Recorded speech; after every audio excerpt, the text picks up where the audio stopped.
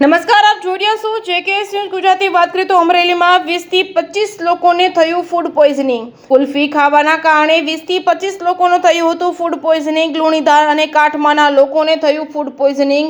કુલ્ફી ખાવાની સાથે ઉલટી થવા લાગતા 20 થી 25 લોકોને અમરેલી સિવિલ હોસ્પિટલમાં ખસેડવામાં આવ્યા હતા. હાલ તમામ લોકો સારવાર હેઠળ છે. જેકેએસ ન્યૂઝ ગુજરાતી સાથે જૈનિક સોજિત્રા, અમરેલી. અમારું ગામ લુણીધાર. મારું નામ સંગીતાબેન. ઉલટી થાય છે.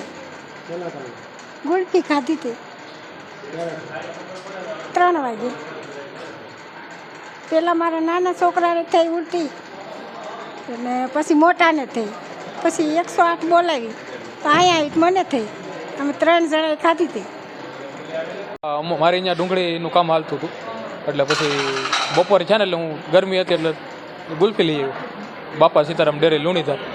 અમે 22 જણા હતા અને 12 મજૂર હતા અને 12 અમારા ગામના મજૂર હતા અને બાકી અમે ઘરના હતા. તો પછી ગુલ્ફી લઈ આવ્યો 4 હવા 4.